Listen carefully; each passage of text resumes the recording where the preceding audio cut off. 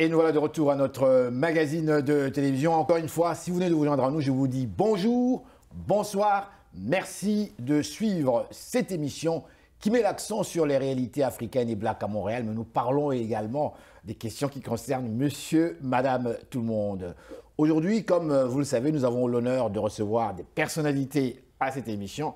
Et j'ai avec moi ici, bonjour. Bonjour. Comment allez-vous? Ça va et vous? C'est un honneur que d'être avec vous. Quand je dis je présente des personnalités, vous en êtes une. Qui êtes-vous? Mon nom c'est Elle Barbara. J'aime dire que je suis une Jane of all trades parce que je fais un peu de tout. Je me suis fait connaître beaucoup à travers la musique en tant que chanteuse, auteure-compositrice, mais je fais aussi dans la performance. J'ai organisé plusieurs événements à Montréal. J'écris, je suis conférencière, pin-up. Conférencière, pin-up, ça veut dire quoi ça? Ah, non, c'est deux choses séparées. J'ai fait dans la conférence et puis dans l'art d'être pin-up. Du moins, je m'identifie comme une pin-up. Qu'est-ce que c'est? Moi, j'aime bien, je suis curieux, j'aime bien savoir. Je suis il faut aller voir aussi. mon Instagram pour ça. D'accord. Je vous demande de nous le préciser vous-même. On ira voir après. Allez-y. Une pin-up, comment définir une pin-up? Une pin-up, c'est un peu une modèle qui fait dans l'expression un peu, on pourrait dire, aguichante, un peu glamour. Et puis, j'aime prendre des photos comme ça, dont on peut voir des aperçus sur mon Instagram qui est Elle, barre de soulignement, B-A-R-B-S. Donc, Elle, barre de soulignement, Barbs. OK. Alors, dites-moi, comment est-ce que je peux vous identifier? Est-ce que vous êtes africaine, vous êtes jamaïcaine, vous êtes québécoise, née ici, vous êtes américaine? Parce que moi-même, j'ai des enfants métis, mulâtres. Aussi, et qui sont grands et beaux, sans aucune prétention. Alors, j'aime bien savoir, qui êtes-vous, au juste? Je vous repose cette question. Je ne m'identifie pas comme métisse, même si mes deux parents sont noirs, même si la réalité afro-diasporique fait que plusieurs personnes noires proviennent d'un certain degré de métissage. D'origine haïtienne, née et j'ai grandi à Montréal, donc j'aime dire montréalaise d'origine haïtienne. Donc, vous êtes une Montréalaise pure laine, comme on dit ici. Née ici, vous êtes carrément chez vous. Ouais, montréalaise pure laine, pas québécoise pure laine, mais montréalaise pure laine, ouais, haïtienne et trans aussi.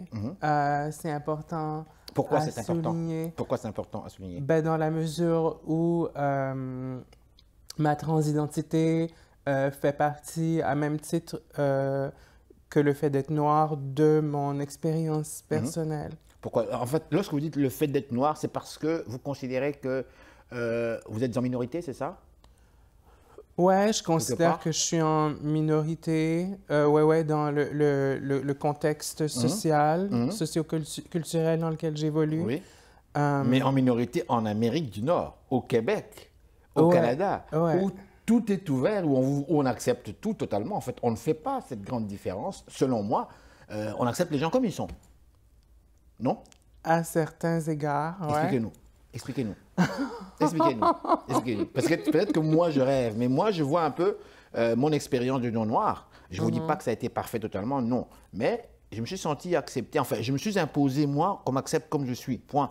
Et je suis moi. Et avec l'accent que j'ai, qui peut-être ne plaît pas toujours aux gens, mais bon, je l'ai toujours, je l'ai eu depuis que je suis tout petit, donc je suis resté moi. Alors, je me suis dit, bon, je pense que les gens m'acceptent comme je suis. Et je ne me suis jamais posé cette question de savoir si j'étais en minorité ou pas. Je suis moi, point. Alors, je vous pose la question à vous. Je pense que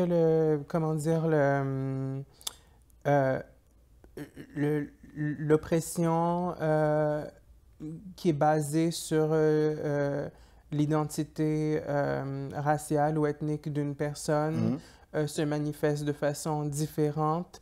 Dans le cadre dans lequel on évolue au Québec, a tendance plutôt, ou en Amérique du Nord, a tendance plutôt à se manifester de façon subtile à travers des micro-agressions. C'est ça, mais je veux dire, j'identifie pas uniquement mon identité, comment dire, je base pas uniquement mon identité ethnique et raciale sur l'oppression qui vient avec. C'est aussi une identité qui est nourrie par une culture qui m'a été transmise par mes parents, nourrie par une culture que j'ai consommée par identification à la culture noire américaine. Justement, justement. Alors, comment ça se passe? Comment en fait, comment cela se passe? Comment ça se passe, quoi? Lorsque vous dites il y a un lien avec les cultures noires américaines. Ben ouais, ben, je veux dire, en évoluant, comment dire, en grandissant au Québec, les images du noir, principalement, mais je ne vais pas uniquement parler des noirs, j'ai l'impression que plusieurs personnes issues de la diversité culturelle, historiquement, ne se sont pas senties représentées parce qu'au Québec, il y a, étant donné la relation, j'imagine, avec le bassin anglo-saxon, canado-américain, une une volonté de défendre une identité qui est francophone et qui est blanche. Et ça porte à négliger, je dis ça historiquement, porte à négliger les minorités qui se retrouvent à l'intérieur du Québec francophone. Donc, c'est ça, en grandissant, j'ai pas senti que je pouvais nécessairement m'identifier à des images qui étaient véhiculées dans dans la culture populaire. Donc, c'est ce qui m'a porté à m'orienter vers la culture noire américaine dans laquelle on retrouve plusieurs représentations positives de personnes noires. Dites-moi, pourquoi avez-vous accepté de venir à cette émission? Pourquoi j'ai accepté? Parce que j'étais curieuse et que je fais pas beaucoup d'entrevues. J'en ai fait beaucoup à l'époque, mais je fais pas beaucoup d'entrevues. Et puis, j'ai cru comprendre que c'est une émission qui s'adresse principalement à la communauté et à la diaspora afrodescendante. Et je trouve que lorsqu'on parle d'expérience de la diaspora noire, on met pas nécessairement, ou on n'aborde pas nécessairement les questions, réalités, les questions concernant les personnes d'expérience TGLBQ. On n'en parle pas, c'est ça? Non, plus ou moins? je trouve que c'est... Ou c'est caché, plutôt? Ouais, je trouve que les expériences, soit gay, bi, lesbienne, trans, queer, sont souvent, dans le sens large, abordées d'une façon telle qu'elle... C'est comme si ça concernait principalement les Blancs. Et je trouve que dans un contexte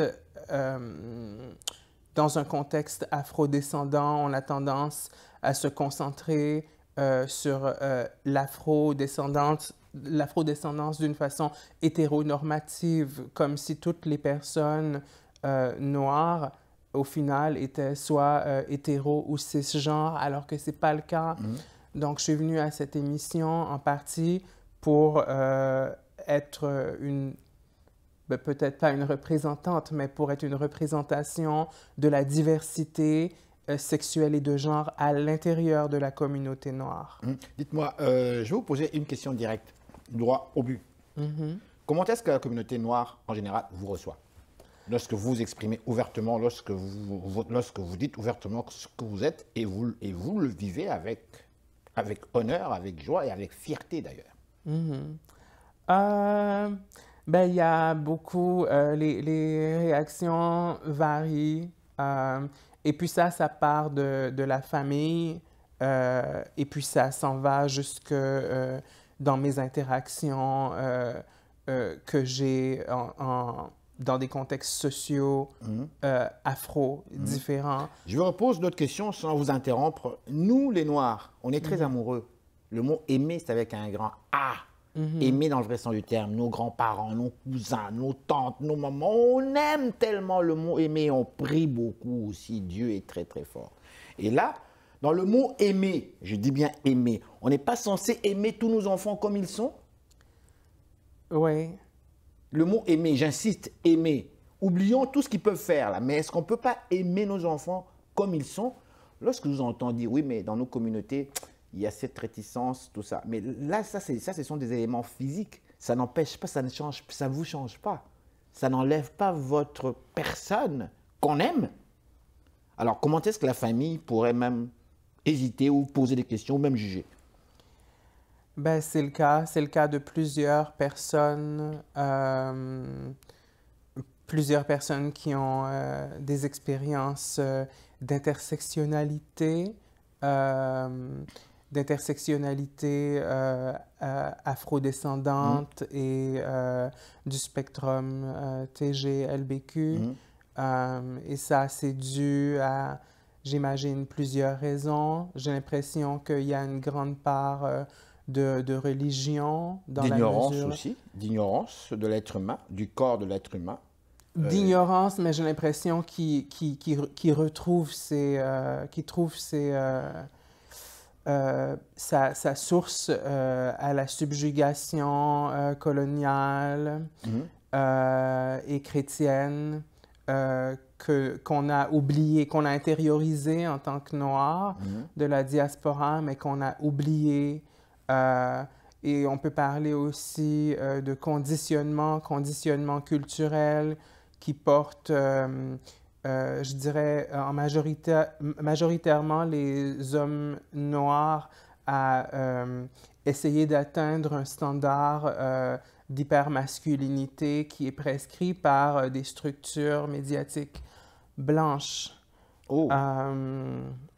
Donc, bon, c'est assez difficile et ben, je ne veux pas généraliser parce que je suis entourée de personnes noires dans ma vie, bien sûr, mais c'est sûr que on a tendance, en voyant les commentaires, par exemple, dans les réseaux sociaux, on est porté facilement à croire qu'il y a un certain degré de préjugés qui ne peut pas être ignoré dans la communauté noire envers les personnes issues de la diversité sexuelle et de genre.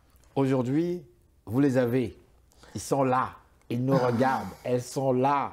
Elles nous regardent tous. Je vous dis encore une fois bonjour. Ils sont là. Ils nous regardent. Quel message avez-vous, très franchement, à leur transmettre? Ils sont là. Ils nous suivent. Parlez du fond de votre cœur. C'est ça l'objet de cette émission. Ça va causer. Ils sont là. Ce sont nos frères. Ce sont nos sœurs. Ce sont nos amis. Ouais. Ils sont ouverts, on est ouverts, on comprend l'être humain. On sait que tous les êtres humains, on n'est pas pareils physiquement. On est des êtres humains, on a un cœur, on s'aime quand même. Mais on est différents. Moi, je suis noir. Je suis différent. Ouais. Ben, j'ai pas une phrase magique à dire. Parlons simplement. On parle toujours dans la simplicité. Dans la Oui. simplicité. Ben, je veux dire, je suis vraiment venue pour faire acte de présence dans la mesure ou dans l'espoir que ça peut ouvrir certaines personnes, soit à un dialogue ou à un effort de recherche aussi, de façon à ce qu'il puisse y avoir un peu plus d'ouverture au sein de la communauté afro envers les personnes trans. Et ouais, bon, il y a du travail à faire. Alors, on va passer à l'extrait. Je vous invite à nous indiquer ce qu'il y a un extrait que vous voulez nous présenter. Ah, un extrait que j'aimerais présenter. Oui. Alors, ben moi, je fais beaucoup j'ai fait, en plus de la musique, dans l'art performance. Donc, j'aimerais présenter un extrait qui est issu d'une performance faite au studio 303 à Montréal, intitulé Sorcerer's Delight. Sorcerer's Delight. Oui. Merci. Merci, Henri. Step into my dream, it's as far as space and time. Magically transported you will be. Married after night, sorcerer's delight.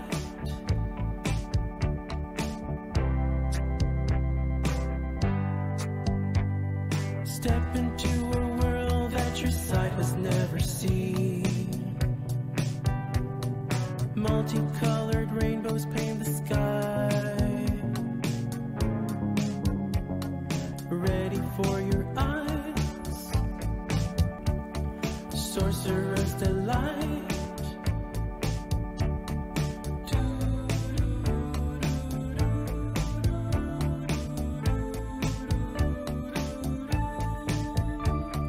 Look down, all above ground, in the cross stars. Look, see, coming with me, take a look round. Take a look round. Take a look round. Bonsoir, ici Henri Ngaka. Ne ratez surtout pas nos prochaines émissions présentées à ICI Télévision depuis Montréal. Ça va causer!